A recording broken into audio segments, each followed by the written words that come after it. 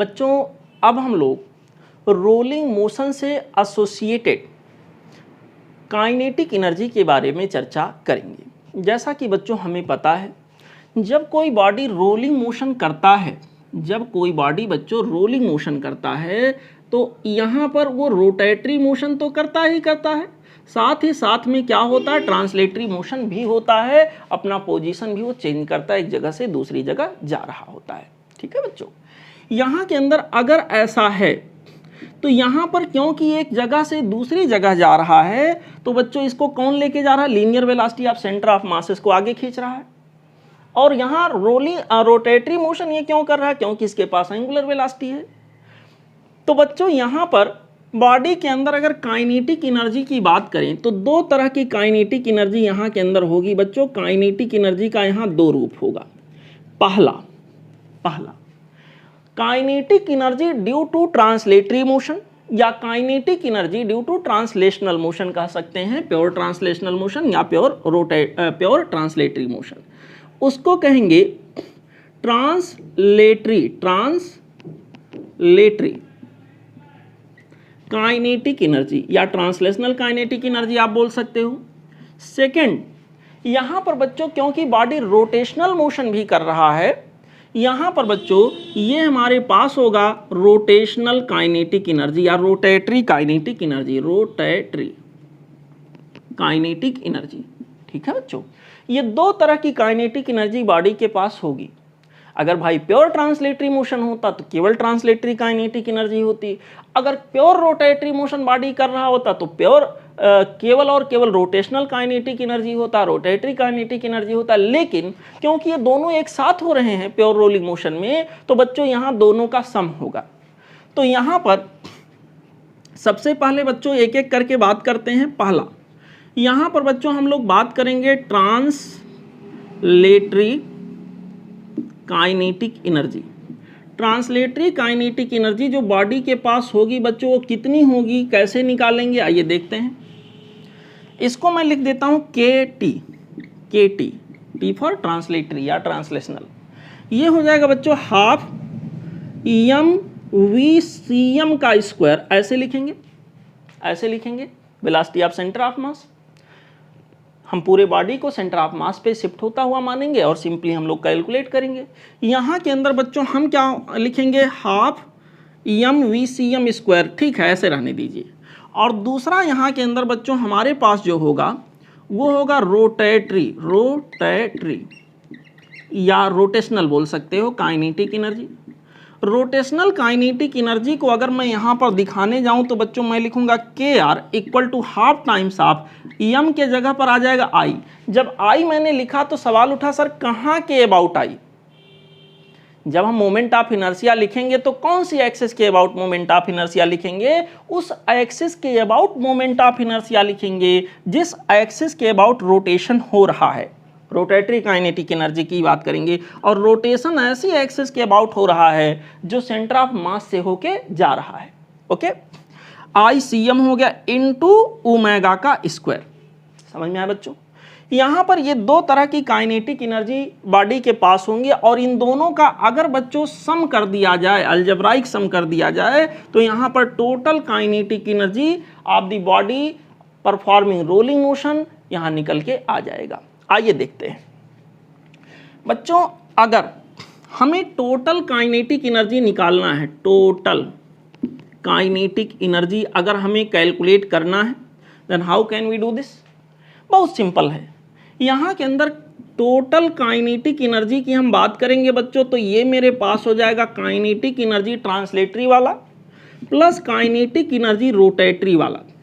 ठीक है, देखो ट्रांसलेटरी वाला काइनेटिक एनर्जी हमारे पास है बच्चों half times of m into v/cm का स्क्वायर, और v/cm बेसिकली यहाँ v के ही बराबर है। तो सिंपली बच्चों यहाँ पर जो v/cm है इनफैक्ट उसको मैंने v मान रखा है। यहाँ पर हाफ mv स्क्वायर प्लस आप ये हो जाएगा बच्चों half ICM into omega square. अब यहाँ पर बहुत सिंपल मैनर में अगर मैं टोटल काइनेटिक एनर्जी की बात करूँ तो मेरे पास यहाँ पर हो जाएगा हाफ mv स्क्वायर। अब रहा सवाल ICM जो हमारे पास है, सेंटर ऑफ मास से पास होने वाले एक्सिस के about moment of inertia body का, तो बॉडी कौन सा बॉडी है? वो स्फेयर है, स्फेयर में सॉलिड स्फेयर है कि हालो स्फेयर है, या वो डिस्क है, या वो सिलेंडर है, सिलेंडर में हालो है कि सॉलिड है, या वो रिंग है, वो क्या है? यहाँ पर अलग अलग के लिए मोमेंट ऑफ इनर्शिया ICM की वैल्यू अलग अलग होगी। स्फेयर है 2/5 mr², रिंग है mr², डिस्क है 1/2 mr², सिलेंडर है, सॉलिड है, और एक्सिस के अबाउट देखना है तो बच्चों 1/2 mr²। तो कहने का मतलब वो क्या है? अब ऐसे तो अलग अलग एक्सप्रेशन हो जाएगा, तो हमारे लिए ज़्यादा इजी होगा बॉडी चाहे जैसा हो। मोमेंट ऑफ इनर्शिया को बच्चों रेडियस ऑफ गायरेशन के टर्म में अगर हम लिखें तो यहाँ पर इसको मैं लिख सकता हूँ m × k², कोई भी बॉडी हो m × k², हाफ ऑलरेडी है यहाँ पे। यहाँ पर बच्चों इतना हो गया m × k² × ω²। Pure rolling motion के लिए बच्चों VCM इक्वल टू होता है R⍵, और यहाँ VCM को हमने V लिख दिया है, तो ओमेगा के जगह पर बच्चों यहाँ पर जो आ जाएगा वो हो जाएगा बच्चों क्या? V/R।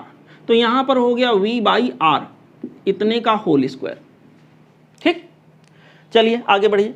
यहाँ पर बच्चों हम लोग इसको सॉल्व करेंगे। टोटल काइनेटिक एनर्जी, जिसको फिलहाल मैंने K लिख दिया है, ये हो गया 1/2 times of mv² plus 1/2 times of, यहाँ पर बच्चों ये मेरे पास हो जाएगा mv² इंटू यहाँ हो जाएगा k²/r², ऐसे हो गया।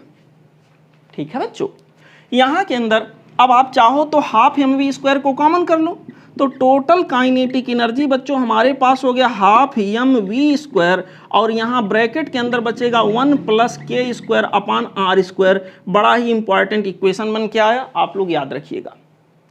अब k/r का होल स्क्वायर निकालना किसी भी बॉडी के लिए बहुत आसान होता है, और k/r का होल स्क्वायर निकाल कर यहाँ रख देंगे, फटाफट हमें वैल्यू पता चल जाएगी। मेरे प्यारे बच्चों, ये जो 1/2 mv² है इनफैक्ट ये ट्रांसलेटरी काइनेटिक एनर्जी है, और ये टोटल है, टोटल। तो मैं यहाँ पर लिख सकता हूँ this much is equal to k translatory multiplied by 1 + k²/r², ऐसे हो गया। मेरे प्यारे बच्चों, मेरे अच्छे बच्चों, मेरे सच्चे बच्चों, मेरे बहादुर बच्चों, ये देखो। ठीक है, एक बात समझ में आया, अगर सेम रेडियस के बॉडी ले लिए जाए तो बच्चों यहाँ पर बदलाव क्या होगा? k में अंतर होगा। सेम मास और सेम रेडियस के बॉडी अगर ले लिए जाएं तो उनमें बच्चों अंतर कहाँ आ सकता? रेडियस ऑफ जायरेशन में। इनफैक्ट जो है, अगर सॉलिड स्फीयर है तो उसके लिए कुछ और होगा, रिंग है तो उसके लिए कुछ और होगा, अलग अलग बॉडी के लिए अलग अलग होगा। तो बच्चों k की वैल्यू जितनी ज़्यादा होगी काइनेटिक एनर्जी उतना ज़्यादा मिलेगा, और k की वैल्यू ज़्यादा होने का मतलब मोमेंट ऑफ इनर्शिया ज़्यादा होना, यानी जिस बॉडी का मोमेंट ऑफ इनर्शिया ज़्यादा होगा और वो बॉडी रोलिंग मोशन कर रहा होगा तो वहाँ पे टोटल काइनेटिक एनर्जी उसकी ज़्यादा मिलेगी, ग्रेटर मिलेगी। समझ आया बच्चों? तो ये था हमारे पास total kinetic energy for the body which is performing pure rolling motion. इतनी बात समझ में आ गई बच्चों? अगर इतनी बात समझ में आ गई तो अब बच्चों मैं इसको मिटाने जा रहा हूं और इसके आगे की चर्चा मैं करूंगा। यहां पर देखो बच्चों, अभी अभी हम लोगों ने चर्चा ये किया है कि अगर कोई बॉडी प्योर रोलिंग मोशन कर रहा है तो उसकी जो टोटल काइनेटिक एनर्जी है, काइनेटिक एनर्जी की total value, this was equal to, यहाँ पर बच्चों हमारे पास आ गया था translatory kinetic energy multiplied by 1 + k²/r², ऐसे आ रहा था। ठीक है, ये वाला सिचुएशन बन के आ रहा था। सब लोग ध्यान से समझेंगे। अब यहाँ पर सवाल ये आएगा कि सर बॉडी के टोटल काइनेटिक एनर्जी का कितना फ्रैक्शन है ट्रांसलेटरी काइनेटिक एनर्जी होगा। दूसरा सवाल आएगा टोटल काइनेटिक एनर्जी का कितना फ्रैक्शन या कितना परसेंटेज। बच्चों यहाँ पर रोटेटरी काइनेटिक एनर्जी के रूप में होगा, तो 1/1 चीज़ों को देखते हैं। यहाँ पर पहला सिचुएशन हम देखेंगे, fraction of total kinetic energy as translatory kinetic energy. कितना फ्रैक्शन यहाँ ट्रांसलेटरी काइनेटिक एनर्जी के रूप में आएगा। तो ये फ्रैक्शन निकालने के लिए इनफैक्ट हमको क्या निकालना होगा, के ट्रांसलेटरी डिवाइडेड बाय के टोटल, यही तो होगा, यही तो होगा बच्चों। ये जो फ्रैक्शन मैं निकालने जा रहा हूँ this will be equal to translatory upon total. अगर बच्चों यहाँ मैं वैल्यूज रख देता हूँ ट्रांसलेटरी इन दी सेंस बच्चों, इसको ऐसे ही रहने दीजिए, ज़्यादा बवाल ना करिए, के टी डिवाइडेड बाई टोटल के टी 1 प्लस यहाँ पर हो गया बच्चों K square upon R square, ऐसे करके हो गया। के टी ट्रांसलेटरी वाला ऊपर नीचे से कैंसिल हो गया, इसको सॉल्व करोगे आर स्क्वायर प्लस के स्क्वायर अपॉन आर स्क्वायर ऊपर चला जाएगा। तो यहाँ पर बच्चों ये मेरे पास आ गया आर स्क्वायर डिवाइडेड बाई, यहाँ पर हो जाएगा के स्क्वायर प्लस आर स्क्वायर, या आर स्क्वायर प्लस के स्क्वायर, दोनों सही हैं। ये हो गया कितना फ्रैक्शन ट्रांसलेटरी काइनेटिक एनर्जी का, माफ करिएगा, कितना फ्रैक्शन टोटल काइनेटिक एनर्जी का ट्रांसलेटरी के फॉर्म में है। तो यहाँ पर एज ए फार्मूला इसको याद रख सकते हैं हम, K T divided by K total, this will be equal to R square K square plus R square, ऐसे। ठीक है, जो परसेंटेज निकालना हो तो 100 से मल्टीप्लाई कर दीजिए दोनों साइड, परसेंटेज आ जाएगा। यहाँ पर सिमिलरली आपसे अगर ये पूछा जाए बच्चों कि कितना फ्रैक्शन होगा, fraction of total kinetic energy as rotatory या रोटेशनल काइनेटिक एनर्जी, अगर ये जवाब आपको देना हो तो क्या होगा भाई, फ्रैक्शन की टोटल वैल्यू 1 होती है, ट्रांसलेटरी के रूप में अगर इतना तो रोटेटरी के रूप में 1 अपान इतना होगा, या आप चाहो तो डिराइव कर लो। चलो प्रैक्टिस कर लेते हैं बच्चों। यहाँ के अंदर हम निकालने जा रहे हैं K rotatory divided by K total, K rotatory in the sense बच्चों यहाँ पर हम लोग लिखेंगे half times of I C M into omega square, और के टोटल के लिए हम लोग लिखेंगे के ट्रांसलेटरी 1 प्लस यहाँ पर बच्चों हो जाएगा के स्क्वायर अपॉन आर स्क्वायर, ऐसे लिख दिया मैंने। आप सभी लोग देखें मेरे प्यारे बच्चों, इसमें हम थोड़ा सा और आगे बढ़ें तो ये हो जाएगा हमारे पास half times of I C M into omega square. I C M को हम लिख देते हैं एम इंटू के स्क्वायर, और ओमेगा के जगह पर वी बाई आर, तो V square upon R square हो जाएगा। This whole much is divided by K T, K T को हम लिख देते हैं, ये जो हमारे पास है half times of M V square. ठीक है, और यहाँ पर ब्रैकेट के अंदर बच्चों मेरे पास होगा 1 plus of K square upon R square. ठीक, यहाँ पर half times of M V square यहाँ से कैंसिल हो गया।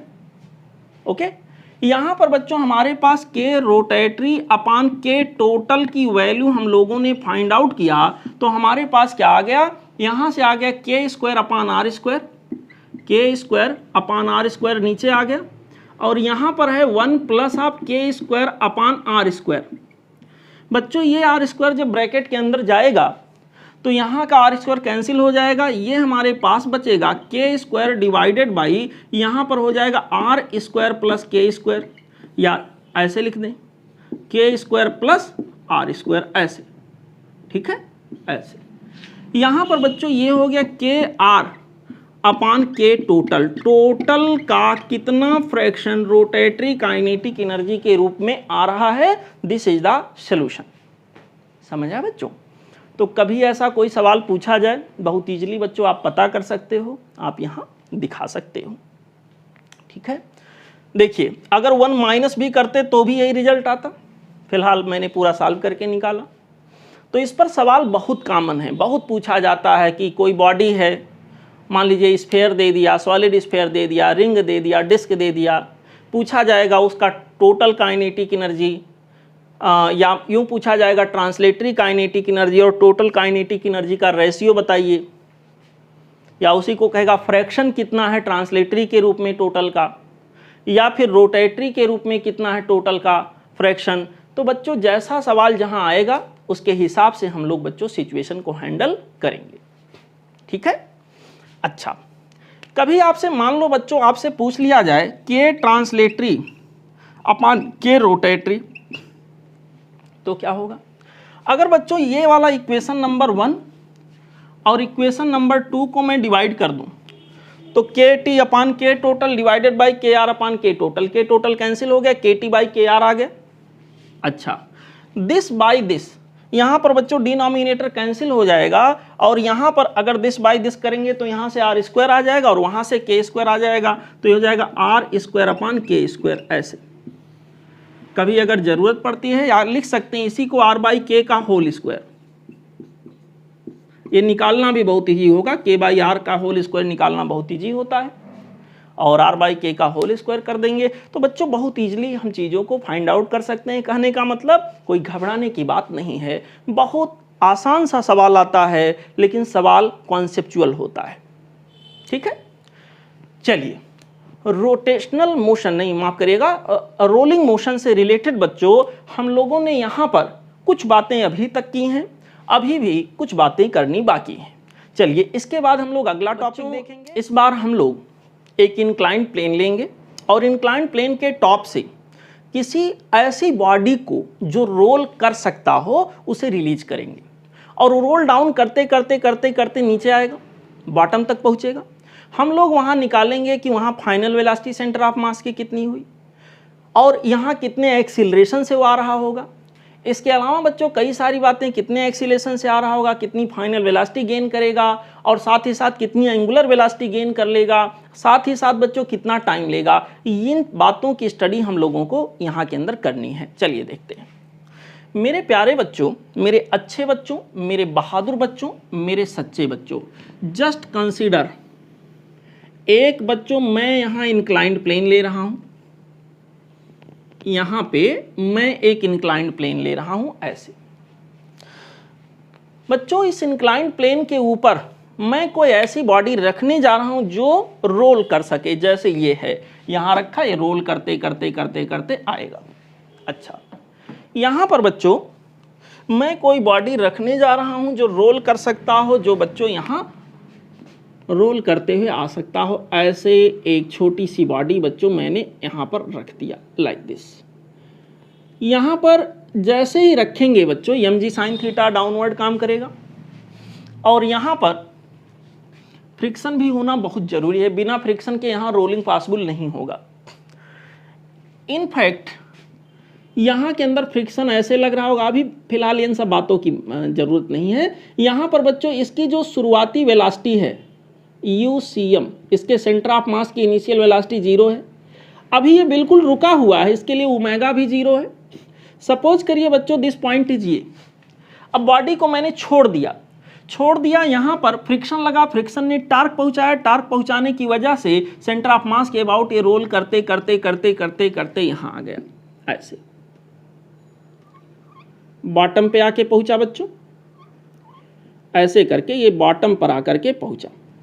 यहाँ पर इसके सेंटर ऑफ मास की वेलोसिटी पहले जो 0 हुआ करती थी वो मान लेते हैं अब VCM हो गया। तो सबसे पहला बच्चों जो यहाँ पर पहेली है उसको सुलझाना है कि सेंटर ऑफ मास की जो वेलोसिटी होगी फाइनल वाली वो कितनी होगी। मैं यहाँ कुछ चीज़ें मान लेता हूँ। सपोज करिए हाइट इसका h है, वर्टिकल हाइट, और बच्चों ये वाला एंगल यहाँ के अंदर थीटा है। इस लाइन के एलांग बच्चों इस तरह से आ रहा है, ऐसे यहाँ पर इस लाइन के एलांग आ रहा है। मेरे प्यारे बच्चों, मेरे अच्छे बच्चों, मेरे सच्चे बच्चों, मेरे बहादुर बच्चों, आप सभी लोग ध्यानपूर्वक मेरे बात को समझने का प्रयास करें। आई होप आप लोगों को बहुत कुछ यहाँ से गेन होने वाला है। यहाँ सब ये ऐसे बच्चों टॉपिक्स है जहाँ से सवाल बहुत आता है, बहुत नहीं तो एक ही आएगा लेकिन आएगा जरूर, ठीक है, और बहुत इजी सा होता है, बस अर्थे पढ़ा होना चाहिए। फार्मूलों के तिलस्म में आपको नहीं उलझना है कि दुनिया भर का एक झोला भर के फार्मूला रट्टा मारे, नहीं, ऐसा सवाल ऑल इंडिया के एग्जाम में नहीं आएगा, मैं गारंटी लेता हूं। सवाल कॉन्सेप्चुअल ही होगा, भले आसान हो लेकिन कॉन्सेप्चुअल होगा। देखो यहाँ के अंदर बच्चों इस तरह से यहाँ पर इसकी एंगुलर वेलोसिटी ओमेगा थी और इसकी फाइनल एंगुलर वेलोसिटी यहाँ ओमेगा इक्वल टू 0 था, यहाँ ओमेगा हो गया। तो यहाँ पर इसका जो एक्सीलरेशन है बच्चों, जो भी एक्सीलरेशन यहाँ के अंदर आया है, मैं मान लेता हूँ एक्सीलरेशन कांस्टेंट है, व्हाट एवर कांस्टेंट एक्सीलरेशन से यहाँ सेंटर ऑफ मास आ रहा है, सेंटर ऑफ मास का एक्सीलरेशन कांस्टेंट है। मतलब कांस्टेंट एक्सीलरेशन से अगर सेंटर ऑफ मास यहाँ पर आ रहा होगा बच्चों, अगर ये स्लाइड करता हुआ आता तो इसको मैं लिखता भाई ये जी साइन थीटा होगा एक्सीलरेशन, लेकिन स्लाइड करता हुआ नहीं आ रहा है, ये रोल करता हुआ आ रहा, तो यहाँ एक्सीलरेशन को जी साइन थीटा नहीं लिख सकते। अभी थोड़ी देर बाद मैं डिराइव करके दिखाता हूँ आएगा कितना, बशर्ते एक सिंपल सा तरीका यहाँ VCM को निकालने के लिए होगा। बच्चों एक बात जान लीजिए, अगर यहाँ रोटेशनल मोशन रोलिंग मोशन हो रहा है तो नो डाउट यहाँ फ्रिक्शन भी लग रहा होगा, लेकिन इस केस में जब रोलिंग मोशन होता है बच्चों तो फ्रिक्शन जिस पॉइंट पे लगता है, फ्रिक्शन जिस पॉइंट पे लगता है प्योर रोलिंग मोशन के केस में वो पॉइंट रेस्ट में होता है। I repeat once again, pure rolling motion के केस में नो डाउट फ्रिक्शन लगता है। अगर इंक्लाइंड प्लेन की बात करें तब तो निश्चित ही लगता है, लेकिन जिस पॉइंट पे फ्रिक्शन लगता है वो पॉइंट ऑफ कांटेक्ट होता और वो प्योर रोलिंग मोशन में रेस्ट में रहता है। अगर किसी बॉडी पे फोर्स लगे और वो फोर्स जिस पॉइंट पे लग रहा है वो पॉइंट रेस्ट में रहे, इट मीन्स बच्चों उस फोर्स के द्वारा वर्क डन जीरो। तो वास्तव में फ्रिक्शन यहाँ लगा तो, बट फ्रिक्शन के द्वारा कोई एनर्जी का लॉस नहीं हुआ, कोई वर्क डन नहीं हुआ। इस वजह से बच्चों होता क्या है, यहाँ पर टोटल मैकेनिकल एनर्जी बॉडी की कंजर्व बनी रहती है। माफ करिएगा, यहाँ पर बच्चों टोटल मैकेनिकल एनर्जी जो बॉडी की होगी वो कंजर्व बनी रहेगी, कांस्टेंट बनी रहेगी। What ever total mechanical energy at point A, the same amount of kinetic plus potential energy, that means total mechanical energy will be at each and every point, कहीं भी बीच में देख लें। तो बच्चों इसी कॉन्सेप्ट को फॉलो करते हुए हम लोग यहाँ पर कुछ चीज़ों को सीखने का प्रयास करेंगे। आइए देखते हैं, यहाँ पे हम लोग लगाएंगे law of conservation of mechanical energy. Mechanical energy बच्चों यहाँ पर ऐसे हम कहेंगे total mechanical energy at point A, that means initial point, should be same as total mechanical energy at the final point which is point B. Okay, now वहां पर बच्चों total mechanical energy के रूप में टोटल काइनेटिक एनर्जी, जिसमें translatory kinetic energy zero, rotatory kinetic energy zero, translatory zero क्योंकि net velocity translational वाली zero, rotatory kinetic energy zero, अभी रोटेट भी नहीं कर रहा था, कुछ नहीं ऐसा था। प्लस यहां के अंदर बच्चों क्या होगा, पोटेंशियल एनर्जी, मैं इसको यहां रेफरेंस लेवल मानूंगा बच्चों, और इस रेफरेंस लेवल के कंपैरिजन में यहाँ पर पोटेंशियल एनर्जी हमारा हो जाएगा mgh, ठीक, mgh।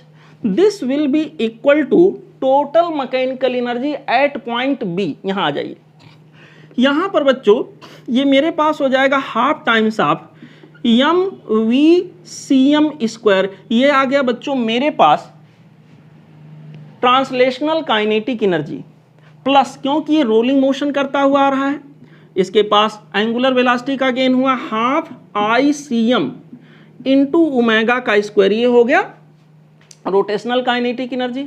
प्लस क्योंकि रिफरेंस लेवल पर आके ये पहुंच गया बच्चों, ये रिफरेंस लेवल जिसको माना था, तो पोटेंशियल क्या हो गया zero. I have to calculate VCM, for that purpose we have to proceed here. यहाँ के अंदर बच्चों हम लोग लिखेंगे mgh, this will be equal to half times of mvcm का स्क्वायर। VCM का स्क्वायर इन दी सेंस बच्चों यहाँ के अंदर, ठीक है इसको ऐसे ही पड़े रहने दीजिए, VCM का स्क्वायर ही plus half times of ICM को आप लोग लिख लो बच्चों m इंटू के स्क्वायर, और ओमेगा के जगह पर V by R, in fact VCM by R यहाँ लिख देते हैं, VCM बाई आर का होल स्क्वायर करेंगे, ऐसे हो गया। ठीक है बच्चों, यहाँ पर हमारे पास बच्चों m दोनों साइड से कैंसिल हो जाएगा, इधर से कॉमन होगा, कैंसिल हो गया। 2 से दोनों साइड मल्टीप्लाई कर लेते हैं तो यहाँ पर मुझे क्या मिलेगा, 2 times of GH equal to VCM का square which is to be find out, and plus यहाँ पर हो जाएगा 2 से मल्टीप्लाई कर दिया है तो ये 2 कैंसिल हो गया, और यहाँ के अंदर आ जाएगा बच्चों K square upon R square into VCM का स्क्वायर। इसको बच्चों हम लोग लिखेंगे VCM का स्क्वायर, हम लोग यहाँ कॉमन कर लेंगे तो बचेगा क्या, 1 प्लस ऑफ हो गया के स्क्वायर अपान आर स्क्वायर, ऐसे। ठीक है मेरे प्यारे बच्चों, इस सिचुएशन में हम लोग क्या देखेंगे, velocity of centre of mass, this will B का स्क्वायर इक्वल टू यहाँ के अंदर हो जाएगा बच्चों 2 times of GH divided by, यहाँ पर बच्चों आ जाएगा 1 प्लस के स्क्वायर अपान आर स्क्वायर। ये VCM का स्क्वायर है तो VCM की वैल्यू बच्चों इतनी हो गई ऐसे, ठीक है। यहां पर आ गया वेलोसिटी ऑफ सेंटर ऑफ मास। आप यहां एक चीज देख सकते हो कि velocity of centre of mass जो है बच्चों वो इंक्लिनेशन एंगल के ऊपर डिपेंड नहीं कर रहा है, यहां पर कहीं से थीटा नहीं आ रहा है। डिपेंड किस पे कर रहा है? एच पे डिपेंड कर रहा है, वर्टिकल हाइट पे डिपेंड कर रहा है। यहां पर बच्चों वर्टिकल हाइट जितना ज्यादा होगा वेलोसिटी ऑफ सेंटर ऑफ मास उतना ही ज्यादा होगा। फाइनल वेलोसिटी गेन यहां पर इतना होगा। बच्चों आप देख लीजिए एक चीज और, यहां पे काफी कुछ के बाई आर के रेशियो पे डिपेंड कर रहा है। के बाई आर का होल स्क्वायर, के बाई आर का होल स्क्वायर बच्चों जितना ज्यादा होगा हम कहेंगे VCM की वैल्यू उतनी ही कम आएगी, ठीक है बच्चों। VCM की वैल्यू उतनी ही कम आएगी। और के बाई आर का होल स्क्वायर ज्यादा कब होगा? जब मोमेंट ऑफ इनर्शिया ज्यादा हो, जब के ज्यादा हो। के ज्यादा होने का मतलब मोमेंट ऑफ इनर्शिया जब ज्यादा हो, तो जिस बॉडी का मोमेंट ऑफ इनर्शिया ज्यादा होगा वो बच्चों यहां पर जब पहुंचेगा तो जितना ज्यादा मोमेंट ऑफ इनर्शिया बॉडी का होगा उतना कम वेलोसिटी यहां पे अटेंड होगा। बच्चों यहां से स्पष्ट रूप से इसको देखा जा सकता है। एक खास नोट करने वाली बात यह हो गई कि यहाँ सेंटर ऑफ मास जो वेलोसिटी गेन कर रही है वो एंगल ऑफ इंक्लिनेशन थीटा पे डिपेंड नहीं करता, बल्कि वो डिपेंड करता वर्टिकल हाइट एच के ऊपर, ठीक है बच्चों। दूसरी बात यहां पर बच्चों ये आपसे पूछा जाएगा कि ये जो एंगुलर वेलोसिटी यहां गेन हुई वो कितनी होगी? ओमेगा की वैल्यू बच्चों हो जाएगा VCM बाई आर ऐसे, ठीक है। जो भी बॉडी होगा, स्फीयर होगा और बच्चों यहाँ रिंग होगा या डिस्क होगा या सिलेंडर होगा, उसका कुछ रेडियस होगा, तो VCM बाई आर, जैसा कि रोलिंग मोशन का कॉन्सेप्ट है। VCM बाई आर कहने का मतलब बच्चों यहाँ पर मैं इसको ऐसे भी लिख सकता हूँ 1 बाई आर इंटू VCM। ये हो गया बच्चों 1 बाई आर इंटू VCM, और VCM के स्थान पे हम लोग लिखेंगे 2 times of G into H divided by 1 plus आप यहाँ के अंदर हो गया के स्क्वायर अपान आर स्क्वायर। मेरे प्यारे बच्चों, मेरे अच्छे बच्चों, मेरे सच्चे बच्चों, मेरे बहादुर बच्चों, यहाँ पर 1 अंदर जाएगा, 1 का स्क्वायर फर्क नहीं पड़ा। ये आर अंदर जाएगा, आर का स्क्वायर फर्क पड़ेगा। यहाँ के अंदर ओमेगा की वैल्यू जो हमारे पास हो जाएगी वो हो जाएगी बच्चों स्क्वायर रूट के अंदर 2 times of GH divided by, ये वाला आर अंदर गया, आर का स्क्वायर, आर का स्क्वायर यहाँ से मल्टीप्लाई हुआ, के स्क्वायर बचा, ऐसे आ गया, ठीक है।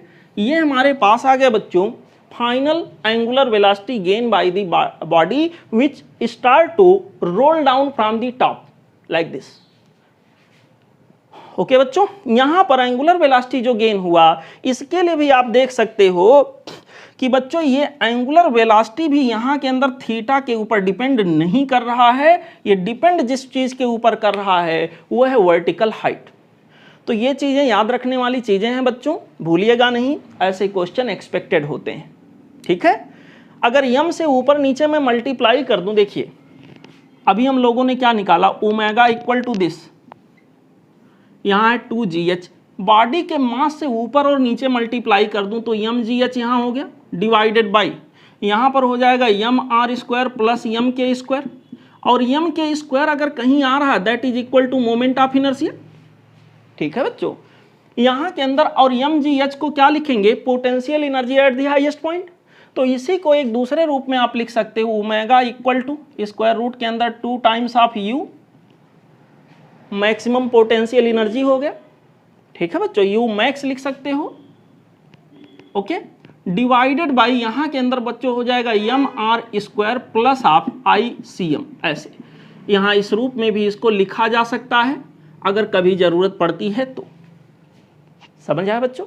वैसे जनरली इन चीज़ों की जरूरत नहीं पड़ती है, बस डायरेक्ट यही याद रहे तो आपका काम चल जाता है, ठीक है बच्चों।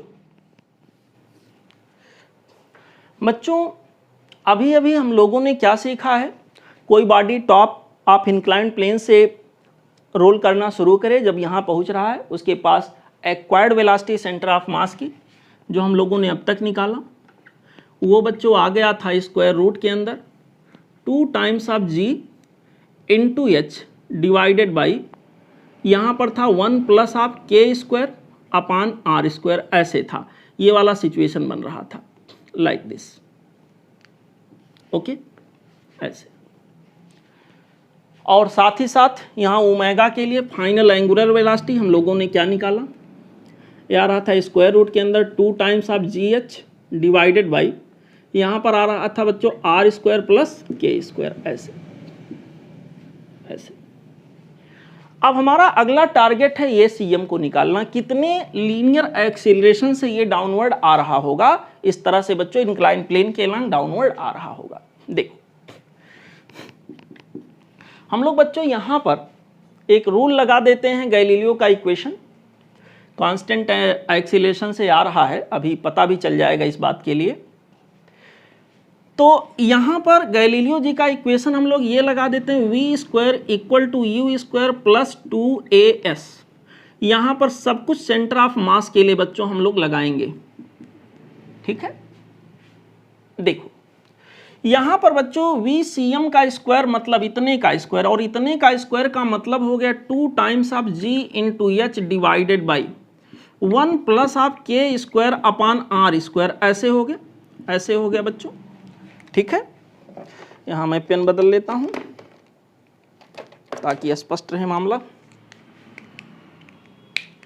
देखो बच्चों this will be equal to U C M का स्क्वायर, और यू सी एम का स्क्वायर शुरुआत में ये क्या था 0, 2 टाइम्स ऑफ ये सी एम मुझे पता करना है, मुझे पता करना है, और yes yes in the sense incline plane का लेंथ। यहां से बच्चों अगर मैं साइन थीटा देखूं तो साइन थीटा की वैल्यू आ जाएगी एच बाई एस, आएगी नहीं।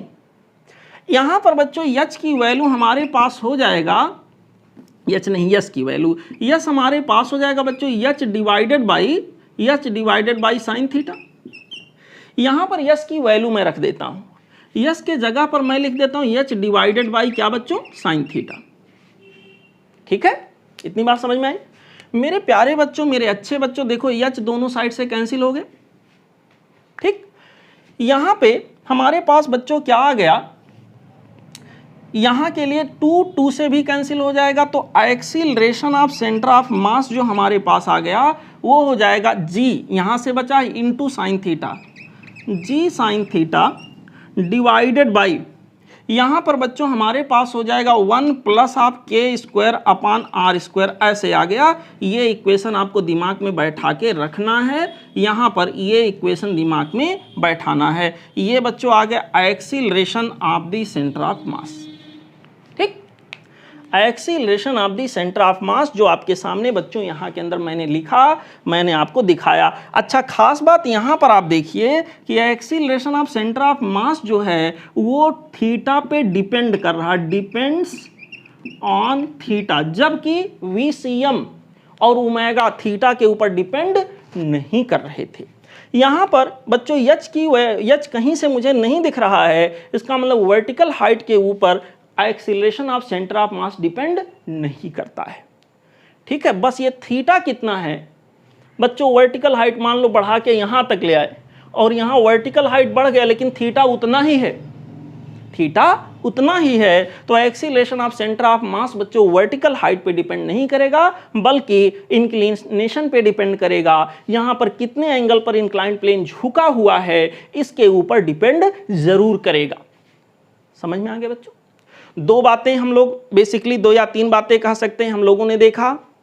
अगर कोई बॉडी इंक्लाइन प्लेन पे रोलिंग मोशन करता हुआ आ रहा तो final linear velocity centre of mass कितना गेन करेगा, final angular velocity body centre of मास के अबाउट कितना गेन करेगा, 2 बातें।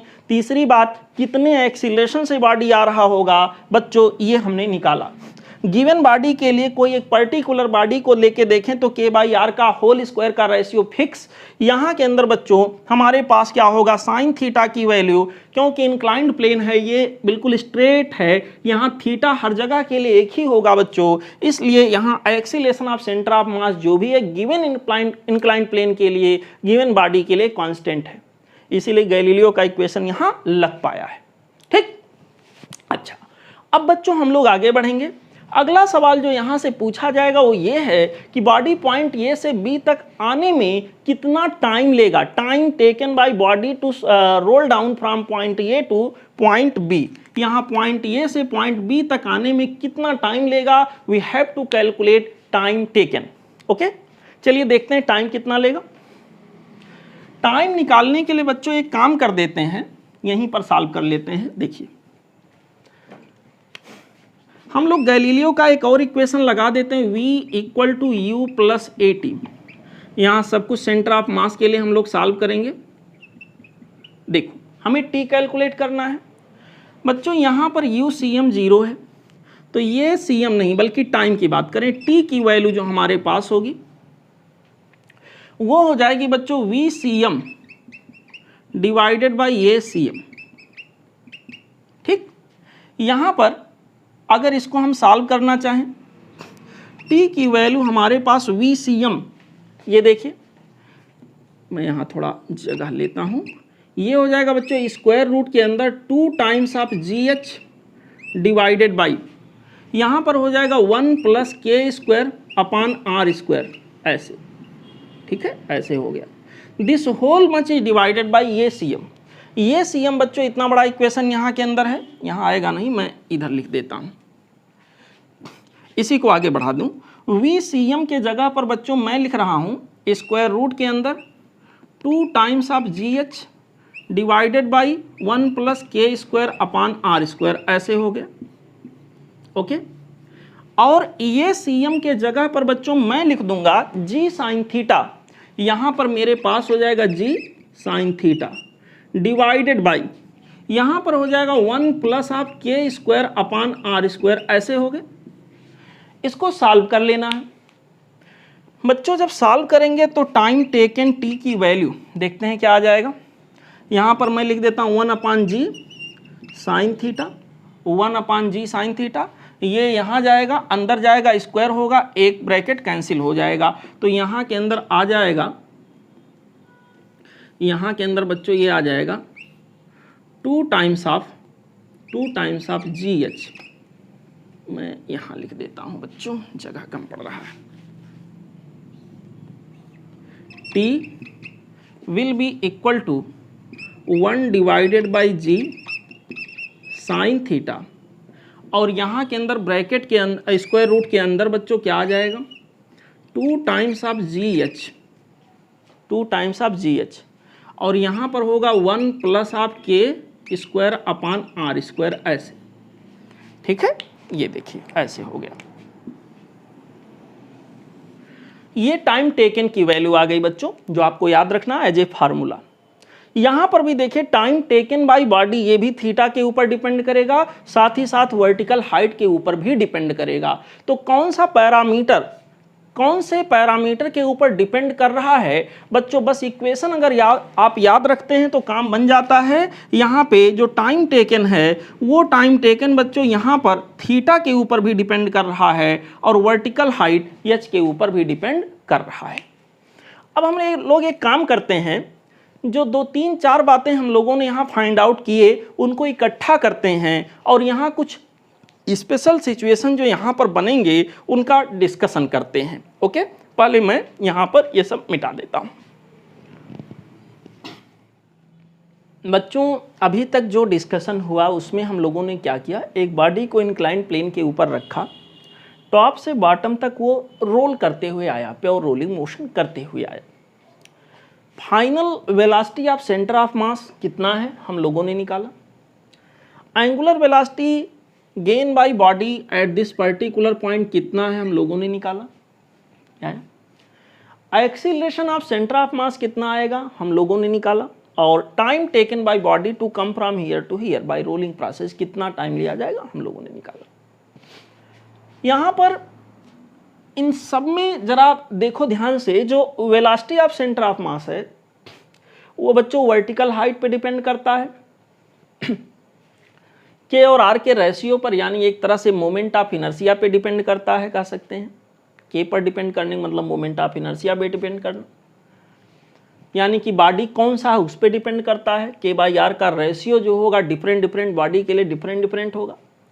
और यहाँ के अंदर बच्चों जी ग्रेविटेशनल एक्सीलेशन पे डिपेंड करता है, लेकिन खास बात ये डिपेंड किस पे नहीं करता है, तो ये बच्चों एंगल ऑफ इंक्लिनेशन थीटा के ऊपर डिपेंड नहीं करेगा। VCM angle of inclination theta के ऊपर डिपेंड नहीं करेगा।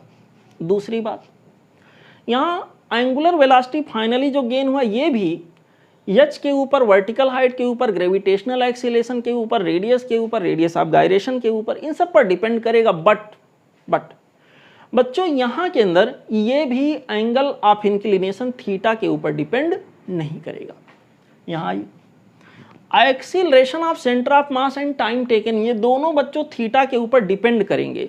जितना ज़्यादा थीटा होगा एक्सीलरेशन ऑफ सेंटर ऑफ मास उतना ही ज़्यादा होगा, जितना ज़्यादा थीटा होगा इनफैक्ट साइन थीटा भी उतना ही ज़्यादा होगा, तो टाइम ऑफ रोलिंग डाउन जो होगा उतना ही कम होगा। ठीक है, मतलब डिपेंड तो दोनों करेंगे, ये डायरेक्टली डिपेंड करेगा, ये इनवर्सली करेगा। ठीक है, यहाँ के अंदर बच्चों अब बाकी के और आर के रेशियो पर acceleration of centre of mass भी डिपेंड करेगा, ये भी डिपेंड करेगा। अब सवाल आपके यहाँ ये आएगा कि एक ही बॉडी है या दो बॉडी दे दिया जाएगा, कहेगा एक ही इंक्लाइंड प्लेन है यानी थीटा की वैल्यू सेम है, उस पर दो अलग अलग बॉडी को, जैसे मान लो सॉलिड स्फीयर का केस दिया और हॉलो स्फीयर का केस दिया, कहा कि स्लाइड कर यहाँ पर रोल करने के लिए छोड़ दिया गया और प्योर रोलिंग मोशन करते हुए टॉप टू बॉटम आए, तो यहाँ किसके द्वारा कम समय लिया जाएगा, किसके द्वारा ज़्यादा समय लिया जाएगा, किसकी फाइनल वेलोसिटी ज़्यादा गेन होगी, किसकी कम गेन होगी, किसमें एक्सीलरेशन ज़्यादा गेन होगा, किसमें एक्सीलरेशन कम होगा, किसकी एंगुलर वेलोसिटी ज़्यादा मिलेगी, किसकी एंगुलर वेलोसिटी कम मिलेगी, ऐसे सवाल। तो बच्चों यहाँ आप लोग बस ये देखना k बाई आर का k square by R square यानी k बाई आर का होल स्क्वायर। बच्चों k बाई आर का होल स्क्वायर इसमें भी आ रहा है, इसमें भी आ रहा है, इसमें भी मॉडिफाई करोगे आ जाएगा और इसमें भी आ रहा है। k बाई आर का होल स्क्वायर जितना ज़्यादा होगा, k बाई आर का होल स्क्वायर जितना ही ज़्यादा होगा, बच्चों आप कह सकते हो k बाई आर का होल स्क्वायर ज़्यादा, तो VCM की वैल्यू क्या होगी, कम होगी। k बाई आर का होल स्क्वायर ज़्यादा, तो एक्सीलरेशन ऑफ सेंटर ऑफ मास क्या होगा, कम होगा। ठीक है, लेस होगा। यहाँ पर बच्चों k बाई आर का होल स्क्वायर ज़्यादा, तो टाइम टेकन की वैल्यू ज़्यादा होगी। ठीक है, यहाँ के अंदर बच्चों इस तरह का सिचुएशन बनेगा। ओके, यहाँ पे इसी तरह इसको भी देख सकते हो, V की value R omega, VCM equal to R omega, omega की वैल्यू बच्चों VCM बाई क्या हो जाएगा, R। अगर VCM ज़्यादा है और सेम रेडियस के दो बॉडी का कंपेयर करना है तो ओमेगा भी ज़्यादा होगा, VCM कम है तो ओमेगा भी कम होगा, VCM ज़्यादा ओमेगा ज़्यादा, VCM ओमेगा कम। बेसिकली इनकी बात करते हैं इन तीनों पैरामीटर की। ठीक है बच्चों, अगर इनको कंपेयर करें तो बच्चों जस्ट आपको ये चीज़ चेक करना k बाई आर का होल स्क्वायर किसके लिए ज़्यादा होगा। देखिए किसी भी कैलकुलेशन में मास नहीं आया है, यानी कि जो हमारे पास velocity of centre of mass है, यहाँ एंगुलर वेलोसिटी गेन जो होगा, acceleration of centre of mass और टाइम टेकन, ये सारी चीज़ें मास के ऊपर डिपेंड नहीं करेंगे कि बॉडी कितना भारी है या कितना कम मास का है, इसके ऊपर डिपेंड नहीं करेंगे। ठीक है, यहाँ के अंदर ये सारे सिचुएशन आपको देखने हैं। जैसे मान लो मैं तुलना करूँ सॉलिड स्फीयर की, for solid sphere. Solid sphere के बारे में हम लोग अगर बात करें तो मोमेंट ऑफ इनर्शिया हमारे पास सॉलिड स्फीयर के लिए हम लोग देखेंगे ICM लिखेंगे, ये हमारे पास होगा em इंटू के स्क्वायर, और उसी को बाई फार्मूला हम लोग लिख सकते हैं 2/5 times of M R square. M cancel हो गए।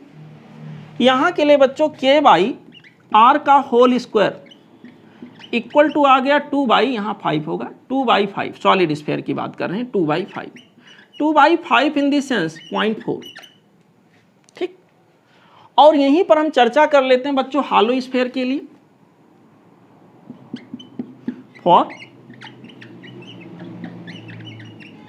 हॉलो स्फीयर, हॉलो स्फीयर के लिए अगर बात करें तो हमारे पास बच्चों ICM इक्वल टू लिखेंगे M K square equal to लिखेंगे 2/3 times of M R square. ऐसे बच्चों यहाँ पर एम कैंसिल। ठीक है, यहाँ पर हमारे पास आ जाएगा k बाई आर का whole square will be equal to 2/3। 2/3 का मतलब 0.66 समथिंग आ गया। ठीक है बच्चों, ऐसे आ गया। अब इन दोनों में आप देख रहे हैं ये वैल्यू कम है, सॉलिड के लिए k/r का होल स्क्वायर कम है और हालो के लिए कंपैरेटिवली ज्यादा आ गया 0.6, लगभग 0.7 बोल दीजिए उसको। यहां पर बच्चों ये वैल्यू कम, जिसके लिए k/r का होल स्क्वायर कम, उल्टा बोल दीजिए, उसके लिए वेलोसिटी ऑफ सेंटर ऑफ मास ज्यादा, उसके लिए एक्सीलरेशन ऑफ सेंटर ऑफ मास ज्यादा और उसके लिए टाइम टेकन की वैल्यू कम। इसका मतलब सॉलिड स्फीयर और हालो स्फीयर दोनों यहां से अगर अलाउ किए जाएं, सेम रेडियस का सॉलिड स्फीयर हो और हालो स्फीयर हो, दोनों को बच्चों यहां से अगर अलाउ किया जाए, दोनों को अगर यहां से अलाउ किया जाए, एक बार सॉलिड स्फीयर को एक बार हालो स्फीयर को, तो सॉलिड स्फीयर यहां हमेशा जल्दी पहुंचेगा क्योंकि उसके द्वारा टाइम टेकन की वैल्यू क्या होगी, कम होगी। ठीक है बच्चों, ये k और ये r सेम बॉडी का है। हालो स्फीयर के लिए k अपॉन हालो स्फीयर के लिए r, k/r का। अब भाई हालो स्फीयर कितने भी मास का होगा, कितना भी बड़ा होगा, k/r का उसके रेडियस ऑफ गायरेशन और उसके स्वयं के रेडियस का जो रेशियो का स्क्वायर होगा, इतना ही हमेशा आएगा। और यहां पर बच्चों हालो सॉलिड स्फीयर के लिए हमेशा इतना आएगा। तो अगर सॉलिड स्फीयर और हालो स्फीयर को छोड़ा जाए तो हर हाल में सॉलिड स्फीयर हमेशा जल्दी पहुंचेगा क्योंकि उसके द्वारा टाइम टेकन कम होगा। क्यों कम होगा? क्योंकि बच्चों k/r का होल स्क्वायर यहाँ के अंदर कम आया है कंपैरेटिवली। अगर ये कम आएगा तो वेलोसिटी ऑफ सेंटर ऑफ मास ज़्यादा होगा, जल्दी जल्दी ये आगे बढ़ेगा और जल्दी जल्दी आगे बढ़ेगा। एक्सीलरेशन ऑफ सेंटर ऑफ मास ज़्यादा होगा, तेज़ी से आएगा तो कम समय लेगा। यहाँ पर ऐसा सिचुएशन बनेगा। तो बच्चों ये वाला आप चेक करेंगे, इसका उल्टा अगर कम होगा तो k/r का होल स्क्वायर अगर लेस है तो velocity of centre of mass भी यहाँ लेस होगा, माफ करिएगा, यहाँ velocity of centre of mass greater होगा, acceleration of centre of mass greater होगा, टाइम टेकन यहाँ लेस होगा। तो इस चीज़ को ध्यान रखिएगा, यहाँ पर आपके काम आने वाला है, बहुत यूजफुल चीज़ है, यहाँ से सवाल जरूर आता है। ठीक है, ठीक है बच्चों। यहाँ पर देखिए, अब यहाँ आपको ये भी नहीं ध्यान देना है, जैसे मैंने अभी बोला था कि रेडियस सेम हो, जरूरी नहीं है, जरूरी नहीं है। अगर सॉलिड स्फीयर और हालो स्फीयर है तो सॉलिड स्फीयर और हालो स्फीयर के लिए बस पर्टिकुलरली उसके लिए k/r का रेशियो जो होगा, k/r का होल स्क्वायर का रेशियो जो होगा वो फिक्स होगा। वहाँ सेम रेडियस के हों, डिफरेंट रेडियस के हों, डजेंट मैटर, सॉलिड स्फीयर हमेशा जल्दी पहुँचेगा as compare to hollow sphere, क्योंकि k/r का होल स्क्वायर हमेशा 0.4 उसके लिए आएगा और k/r का होल स्क्वायर हमेशा हालो स्फीयर के लिए 0.66 आएगा। ठीक है, हमेशा ये वैल्यू कम मिलेगा। तो ये कुछ बहुत यूजफुल रिजल्ट्स हैं बच्चों, इनको ध्यान रखिएगा। ओके, अब बच्चों यहाँ पर रोटेशनल मोशन में जो रोलिंग मोशन हम लोग पढ़ रहे हैं, वहाँ से रिलेटेड कुछ और बहुत ज़रूरी खास बातें हैं, आइए उन पर भी चर्चा हम लोग कर लेते हैं।